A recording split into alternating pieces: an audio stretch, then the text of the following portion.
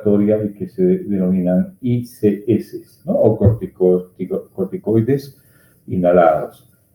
Estos son los glucocorticoides inhalados: beclometasona, budesonida, flunisolida, fluticasona, mometasona, triamcinolona. Y estos han cambiado el enfoque del manejo de enfermedad. En realidad han permitido de que muchos de los efectos sistémicos sean evitados por la vía de administración inhalatoria, ¿ya? ¿Cuáles son los usos clínicos de estos compuestos? Quizás casi todos se utilizan como primer recurso cuando se quiere establecer una terapéutica antiinflamatoria eficaz, ¿no es cierto? Hemos dicho que estos son los que establecen una terapia de evitar lo que se llama la hiperreactividad bronquial, ¿ya? Entonces, la ciclesonida es un fármaco que destaca entre todos los que habíamos mencionado, porque es un fármaco que es utilizado y que menos complicaciones tiene, ¿ya? El resto, ¿no? La beclometasona, el albuterol, etcétera. Perdón, la beclometasona es uno de ellos. Quizás es el primero que ha ingresado como una terapéutica eficaz, como un corticosteroide inhalatorio, y por vía inhalatoria muy buen resultado en el asma persistente leve, sobre todo, ¿ya? Ahora, todos estos se aplican cuando la terapia con inhaladores beta o beta agonistas, los beta 2, no es suficiente. Entonces, tienen un problema. Si bien evitan efectos sistémicos, pero tienen dos problemas los corticosteroides, ¿no? Uno de ellos es la candidiasis orofaringea y el otro es la ronquera. ¿Listo? Esto se produce por un depósito del compuesto en la orofaringe. Por lo tanto, se debe recomendar al paciente que se enjuague la boca cada vez que se hace la aplicación. Quizás es una medida eficaz. Y, bueno, si ya está establecida la complicación, dar antimicóticos como el clotrimazol.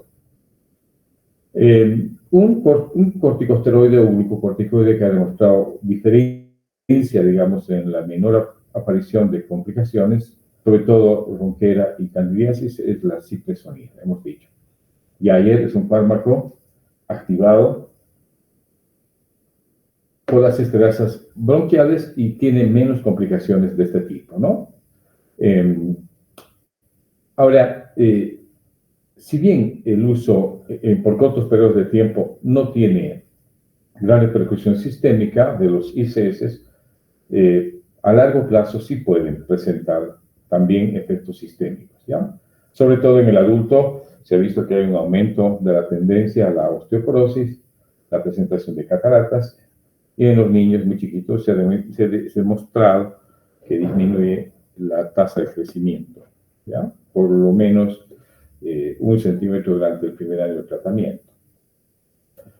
Muy bien, ¿cuáles serían los usos clínicos?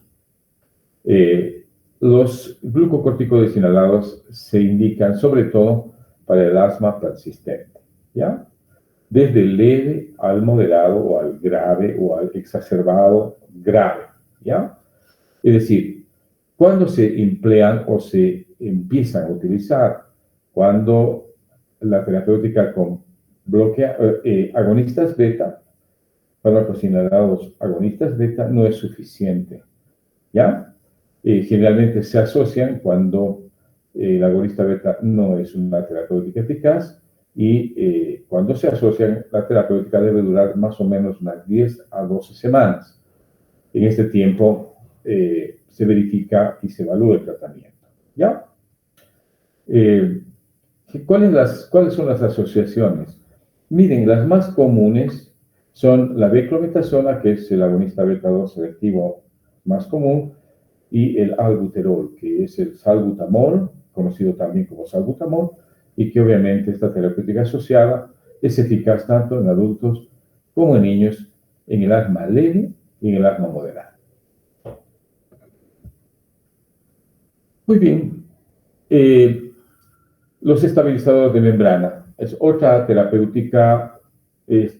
Son fármacos que están incluidos en la terapéutica del asma y tenemos dos representantes, ¿ya? El cromolin sódico y el neocromil. ¿Ya? Estos fármacos actúan inhibiendo lo que se llama la degranulación de los mastocitos. No tienen un efecto de broncodilatación, ¿ya? Pero pueden inhibir el broncoespasmo, como son estabilizadores de la membrana, inducido por el antígeno como por el ejercicio en pacientes asmáticos. Quizás esta es una de sus principales aplicaciones y quizás bueno, es la aplicación que más frecuentemente se ha estudiado, digamos, ¿no? Como terapéutica y el rol de los estabilizadores en el asma. Estos son insolubles prácticamente, por lo tanto deben ser aplicados por vía inhalatoria, ¿ya? En forma de aerosol, el cromoglicato tiene buen efecto a nivel de la vía respiratoria y también el neocromil. El cromoglicato es un fármaco que puede ser administrado, ¿no? O que se ha visto que no se absorbe fácilmente más allá del sitio de aplicación, digamos, ¿no? Y el neocromil es también estabilizador de membrana que tiene más baja biodisponibilidad y también es aplicado por vía inhalatoria, ¿ya? ¿Cómo se administra? En un intervalo de tiempo de 2 a 4 inhalaciones 24 veces, en 24 horas, ¿ya? Estos agentes se ha visto que como profilácticos reducen la gravedad sintomática en los pacientes que hacen asma inducido por el ejercicio, sobre todo, ¿ya? Y también en pacientes que toman crónicamente la terapéutica de broncodilatadores, se ha visto de que el cromolin sódico o el neocromilo pueden bajar la necesidad, digamos, de medicación frecuente, ¿ya? Especialmente esto se ha visto en pacientes jóvenes con asma alérgico, ¿ya? Cromolin o cromoglicato y neocromil estabilizadores de membrana.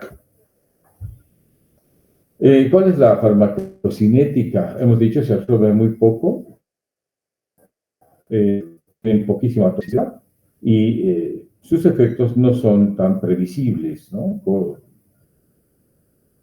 los otros que hemos analizado, agonistas beta 2, metilxantinas, corticosteroides.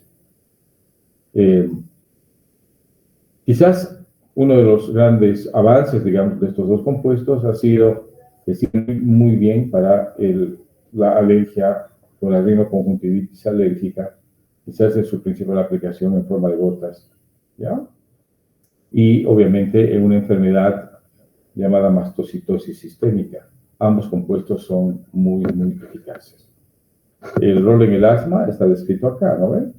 Cuando se han visto por vía inhalatoria, pueden disminuir la gravedad de la exacerbación de la enfermedad y también reducen la necesidad del uso de broncodilatadores en pacientes que toman ya cierto periodo de tiempo sin mucha eficacia, digamos, ¿no? Muy bien. Vamos a avanzar ahora en la terapéutica hacia los inhibidores de la vía de los leucotrienos. ¿Ya? Aquí están involucrados fármacos como el Xileuton, el Safirlukast y el Montelukast. Uno de ellos, el Xileuton, es un inhibidor de la 5-lipoxigenasa, mientras que el Safir y el Montelukast son antagonistas del receptor LTD4. ¿Ya? ¿Qué es lo que hacen estos compuestos? Estos últimos inhiben la unión del receptor LTD4, ¿ya? A los mastocitos, impidiendo la cascada de granulación y la liberación de mediadores que atacan al bronquio, ¿listo? Mientras que el Xileuton actúa inhibiendo la enzima 5-lipoxigenasa. ¿Ya? ¿Cómo se explica la eficacia del Xileuton? Es que al inhibirse la lipoxigenasia, no hay acción de esta enzima sobre el ácido araquidónico.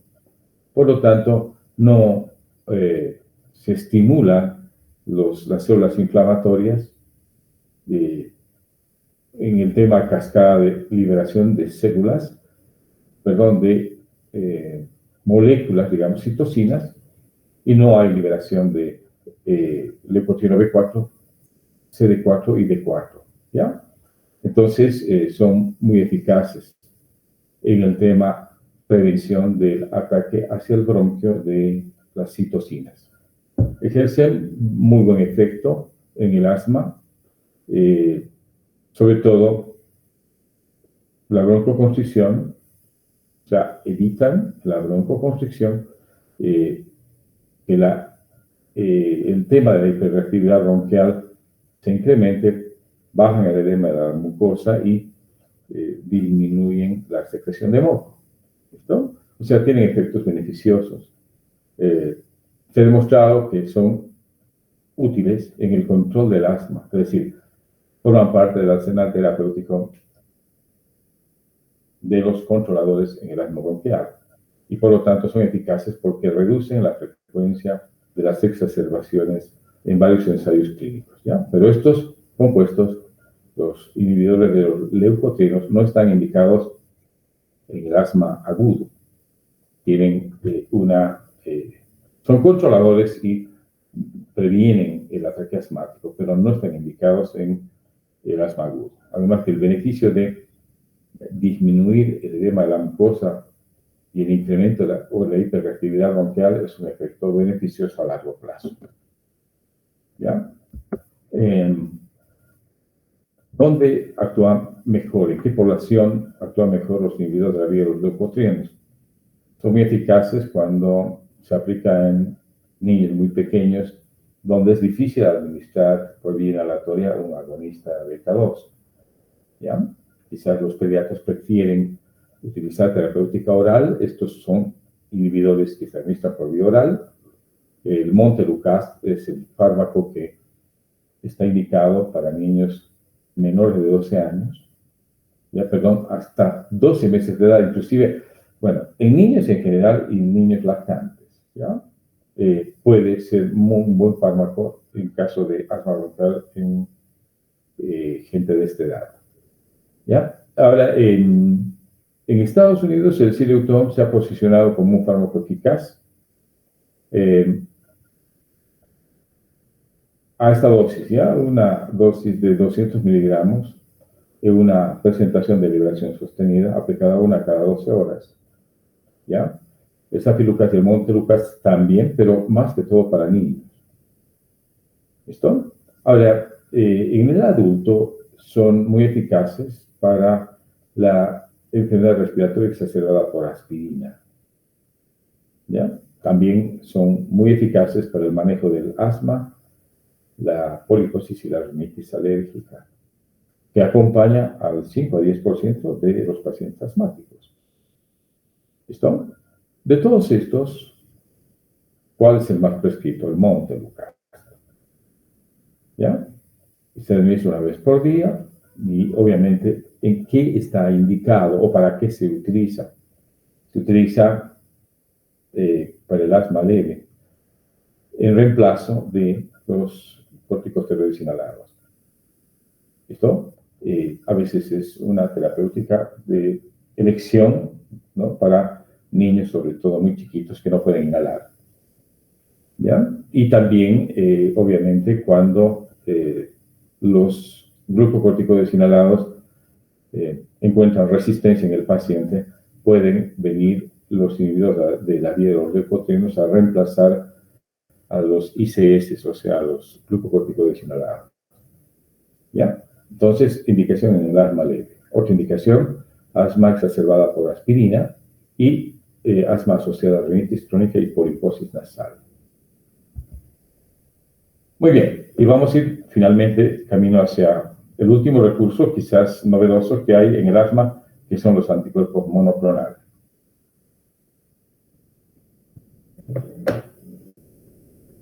La terapia anti-IgE y anti-interleucina 5 es quizás el avance más importante en la terapéutica del asma.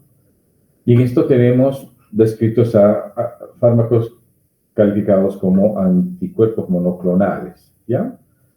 Este es un cuadro prestado del Capsule, está en el libro Capsule, y donde te da el nombre del anticuerpo y el objetivo, ¿no?, en el que actúa, ¿no? El omalizumab actúa sobre la IgE, el mepolizumab, y el mepolizumab actúa es un fármaco que actúa en la interleucina 5. El benralizumab actúa en el receptor de la interleucina 5. El ralizumab, igual que el mepolizumab, actúa a nivel de la interleucina 5. El lebrikizumab, quizás es un nuevo fármaco, actúa en la interleucina 3, ¿ya? El tralokinumab actúa sobre receptores IL-3, también es una novedad farmacológica que está en estudio. Y el dupilumab actúa sobre el receptor de IL-4, de interleucina 4. Vamos a ver cuáles son los más importantes.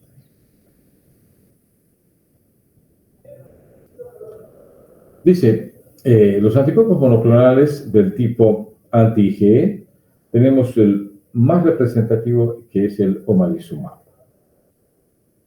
Este es un compuesto que tiene el mecanismo de acción siguiente.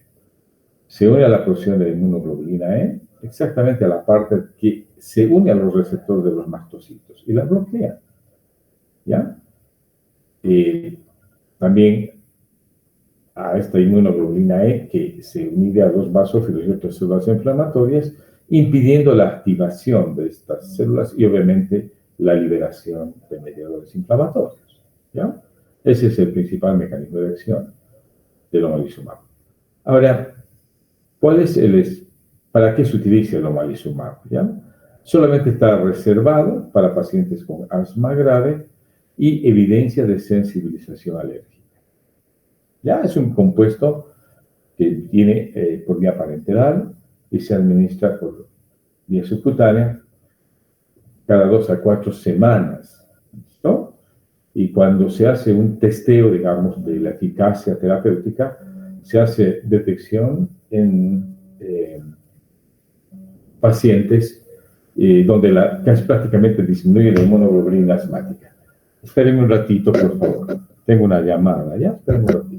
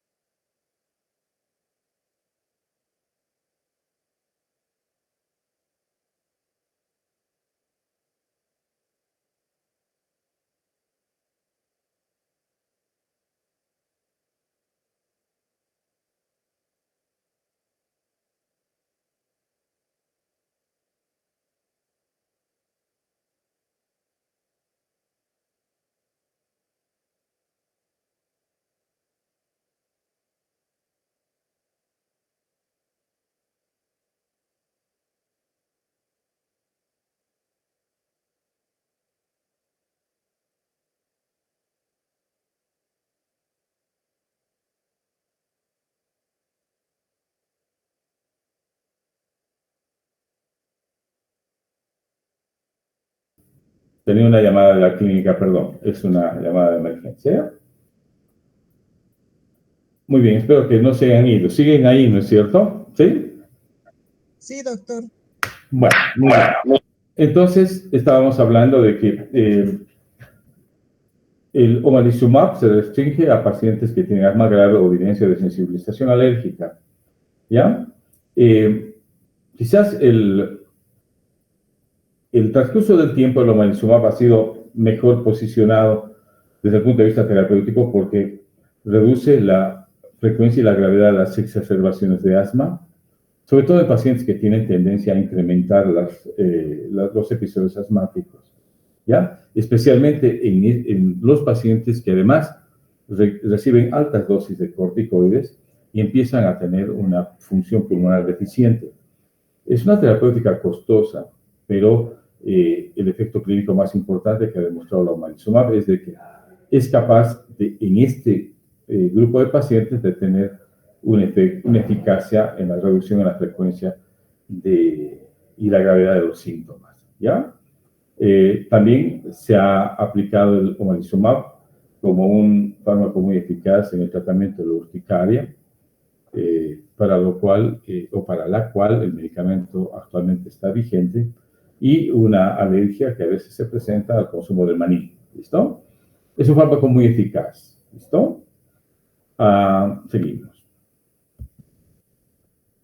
Con los anticuerpos monoclonales, vamos a ver la terapia antileucina 5. ¿Ya? Hemos dicho las citocinas se liberan a partir de las células T2. ¿Ya? Y obviamente esto agrava la inflamación de la vía respiratoria en pacientes con asma grave, ¿ya? La terapia anti-interleucina 5 incluye fármacos como el mepolizumab y el reslizumab, ¿ya? Estos están dirigidos a la interleucina 5 y obviamente hay otro fármaco que es el benralizumab, que está dirigido al receptor de interleucina 5, ¿ya? Esta terapéutica está reservada para el asma eosinofílico grave, ¿ya? Es decir, es el asma que muestra una grave afección con predominancia de eosinófilos en sangre, obviamente, y también en la vía respiratoria que liberan citocinas. Es muy eficaz la terapéutica antimonoclonal, sobre todo anti-interleucina 5, ¿ya? Para este tipo de asma. ¿Ya? El reslizumab, que es quizás el medicamento que mejor se ha estudiado, igual que el omalizumab, esto no les había mencionado, pero tienen un pequeño riesgo de anafilaxia, es decir, pueden en algunos pacientes, el 0,3%, producir anafilaxia, ¿ya?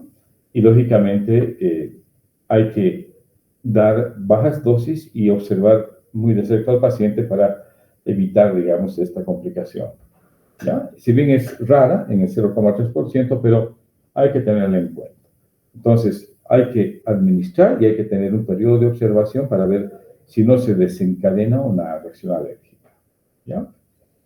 Otro medicamento como el dupilumab, este estaba en investigación, ahora ya es un fármaco que ha demostrado eficacia, sobre todo en pacientes con asma moderada a grave, ya sea tengan un fenotipo eosinofílico o en pacientes que también dependen de muy altas dosis de corticosteroides, ¿ya? Es la terapéutica de anticuerpos monoclonales anti-interleucina 5. Muy bien. Entonces vamos a hacer algunas consideraciones ya hemos pasado ya a la parte farmacológica, ahora vamos a ver un poco cuáles son las direcciones futuras en la terapéutica del asma, es decir, qué hay de aquí en adelante, ¿ya? Todos los investigadores se han puesto de acuerdo para explorar que hay diferentes fenotipos en el asma bronquial, ¿ya? Y han encontrado 5 fenotipos, ¿ya? Y obviamente, en cada fenotipo hay diferentes respuestas a la terapéutica establecida. Por ejemplo, este fármaco, el lebrikizumab, que es último, que es un antagonista del receptor de interleucina 13, ¿ya? ha demostrado ser más eficaz en sujetos que tienen elevados niveles de periostina, por ejemplo, ¿no? Que es un compuesto que está en algunos pacientes arraigado en una expresión genética, es decir, es el patrón de una expresión génica. Por lo tanto, estos pacientes responden muy bien a este antagonista que es el lebrikizumab. ¿Listo? Entonces, aparentemente, como se han identificado 5 fenotipos de asma, la dirección está en estudiar, de acuerdo a estos fenotipos, qué fármacos tienen mejor comportamiento o tienen mejor eficacia y seguridad, ¿ya? Y también otro aspecto es que la inmunopatogénesis del asma, cuando se ha ido estudiando mejor, ha estimulado también el desarrollo de nuevas terapéuticas, ¿ya? Y sobre todo ha sido el boom de los anticuerpos monoclonales, en este caso contra citocinas, interleucina 4 y 5 y la 3 también, ¿no? Aquí es 3. Bien. Otra cosa que hay que considerar en el asma es la terapéutica inhalatoria, ¿no? Que es novedosa, bueno, novedosa para nosotros que vimos la antigua terapia, pero para ustedes no, es el presente. Pero igual, hay que analizar un poquito cómo viene la mano en el tema administración. Existen varios dispositivos, ¿ya? Uno, existen inhaladores con dosificadores presurizados. 2, existen cámaras de inhalación. Existen inhaladores de polvo, existen nebulizadores. Vamos a ver cada uno de ellos, ¿ya? Fíjate, estos fármacos llamados inhaladores con dosificadores presurizados utilizan un gas que es el hidrofluoroalcano. Es si ustedes quieren un nuevo compuesto, permiten la expulsión, ¿ya? Actúan como un propulsor. El hidrofluoroalcano no daña la capa de ozono, por eso se ha posicionado mejor. Y estos dispositivos son portátiles, son cómodos, y normalmente estos dispositivos contienen entre 100 y 400 dosis de fármaco. Por lo tanto, al paciente hay que enseñarle a manejar adecuadamente este dispositivo de dosificación. Luego están las cámaras de inhalación. Estas cámaras de inhalación permiten administrar grandes volúmenes. Algunos le llaman espaciadores también, que tienen el objetivo de aminorar la velocidad de las partículas para garantizar que llegue a la vía respiratoria y no se quede en la garganta, ¿ya? Entonces, la mayor parte del fármaco ingresa por vía inhalatoria y muy poco fármaco se queda en la orofaringe y es deglutido, ¿ya? Esto permite las cámaras de inhalación. Ahora, existen otros dispositivos que son los inhaladores de polvo. Estos fármacos pueden ser administrados en forma de polvo, ¿ya? Por medio de dispositivos que dispersan un polvo fino y gracias a la turbulencia, obviamente, ingresa a la vía respiratoria, ¿ya? También estos hay que enseñar al paciente a manejar, ¿ya? Algunos son de aplicación buconasal y algunos son de aplicación oral solamente, ¿ya? Es decir, el dispositivo que entra en contacto con la boca o con la boca-nariz del paciente. Y ahí existen los nebulizadores, ¿ya? Hay dos tipos de nebulizadores. Unos que son a chorro, estos son de uso a veces hospitalario, pero hoy en día quizás también los nebulizadores pueden estar en la casa de los pacientes asmáticos, ¿ya? Los nebulizadores a chorro, que son un primer tipo, estos son impulsados por una corriente de gas. En cambio, los ultrasónicos, obviamente, son propulsados por cristales que vibran rápidamente, ¿ya?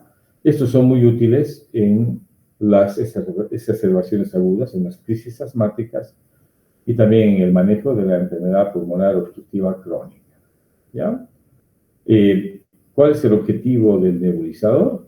Es permitir de que fármacos que se puedan administrar por vía inhalatoria lleguen a los niños de corta edad. En los niños de corta edad es posible nebulizarlos antes que utilizar dispositivos inhalatorios, ¿ya? Es decir, la nebulización quizás permite en niños de corta edad administrar medicamentos, además de los antiasmáticos antimicrobianos, ¿ya? Especialmente cuando queremos actuar, digamos, en una crisis asmática y ser eficaces en la terapéutica. Bueno, eso es en cuanto a lo que es la terapéutica con el uso de dispositivos. Muy bien, vamos a ver ahora cuál es la farmacología clínica de los medicamentos que se utilizan en el asma bronquial, ¿ya? Vamos a ver por etapas, ¿ya? Hemos dicho, desde el punto de vista de la clasificación clínica, hay un asma que es leve, hay un persistente leve, hay un persistente moderado, un persistente grave y hay uno que es muy grave, ¿no es cierto? Vamos a ir viendo esta terapéutica escalonada, ¿ya? Fíjate, para el asma leve quizás es suficiente la inhalación ocasional de un broncodilatador, ¿ya? Que el más común, ya les he dicho, es el albuterol. ¿Listo? Puede ser solo este como monoterapia, ¿no? Pero si esto no resultara suficiente, puede obviamente incluirse en el manejo del paciente un ICS, es decir, un glucocorticoide por vía inhalatoria. ¿Listo? Ahora, el tema es, ¿qué pasa con las exacerbaciones? ¿No es cierto? Y hay que a veces utilizar la espirometría como un indicador para ver si hay o no en el paciente predisposición a la exacerbación. ¿Listo? Y fíjense esto. Cuando vemos la frecuencia y la severidad de los síntomas y la frecuencia del uso de agonistas beta, puede ser un indicador de si hay o no tendencia a la exacerbación. Y también la frecuencia de en qué medida el paciente se despierta en la noche y hace o no hace, o lo hace por episodios de broncoespasmo, y también la capacidad de hacer ejercicio. ¿Listo? Estos también nos dan cierto grado, cierta pauta de la tendencia o no a la exacerbación. ¿Listo? Y obviamente la espirometría, con las pruebas espirométricas y los valores que hemos dicho, pueden anticiparte esta predisposición o no. ¿Listo? Vamos a ver un poquito los valores espirométricos. ¿Ve? Por ejemplo, el volumen máximo de aire exhalado en el primer segundo, ¿listo? Cuando hay reducción a menos del 80%, obviamente hay un riesgo elevado de futuros ataques. ¿Estamos? O ese es un marcador quizás el más importante. ¿Por qué se hace esto? Para ver si hay o no la necesidad de agregar un ICS a una monoterapia con agonistas beta 2. ¿Ya? Ahora, hay otros posibles marcadores de este riesgo de futuros ataques y son una función pulmonar inestable, la hiperreactividad bronquial confirmada, la eosinofilia en sangre o en esputo. Estos son indicadores de tendencia a futuros ataques o exacerbaciones. Por lo tanto, es una buena medida para saber si estamos o no en posibilidad de agregar una terapéutica adicional. ¿Ya? Veamos un poquito el tema de la farmacología clínica en cuanto a los broncodilatadores beta 2. El albuterol inhalado es muy efectivo, también los otros, ¿ah? Pero el albuterol quizás es el de menor costo y de buena eficacia, ¿ya? ¿Quiénes deben tomar albuterol? Aquellos pacientes que tienen formas leves, ¿no? Solo con síntomas ocasionales y que no requieren de otra terapéutica que no sea esa para estar mejor, ¿ya? Ahora, si el paciente no responde a esa terapéutica, hay que pensar en una terapéutica de rescate, ¿listo? Y esto incluye asociar un ICS o un antagonista de los receptores de leucotrienos. ¿Listo? Entonces, aquí la espirometría es una buena prueba de medición de riesgo. ¿Ya? Muy bien. Veamos el rol de los antagonistas muscarínicos en la farmacología clínica. ¿Listo? Hay fármacos o agentes de acción corta como el bromuro de hipertropio que funciona muy bien como una terapéutica alternativa a los pacientes que no toleran agonistas beta-2. ¿Ya? Ahora, el resto de los agentes antimuscarínicos que tienen un efecto más prolongado, ¿no? Como el tiotropio, el aclidinio, pueden, ¿no es cierto?, ingresar como una terapéutica alternativa cuando se asocia a un ICS. Es decir, sobre todo en aquellos pacientes que no toleran, digamos, broncodilatadores, beta-2, se puede utilizar el tiotropio asociado a un ICS. Quizás esta asociación ha sido muy efectiva, ¿no?, en algunos pacientes que no toleran beta-2 agonistas. ¿Ya?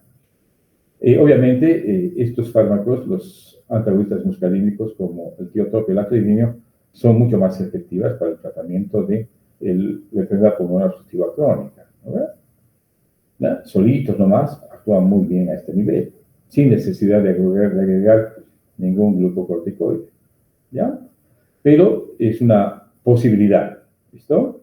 Si los broncodilatadores agonistas beta-2 no están indicados, se puede asociar el tiotropio a un ICS y utilizar con bastante eficacia en el manejo del asma bronquial. ¿Listo? Muy bien, y aquí vamos a quedar, ¿listo? Si hay alguna pregunta, estamos en horario, yo creo que conviene hacer una pausa y si hay alguna pregunta, la respondo con gusto. Si no, mañana continuamos ya con el resto de la farmacología clínica que nos queda. Bueno. Está bien, doctor. Muy bien, entonces nos vemos mañana, por favor, ¿ya? Muchas gracias. A la misma. Hasta luego, doctor. Gracias. Hasta luego, doctor, gracias. Doctor. Bien, hasta luego. Hasta luego, doctor. Gracias.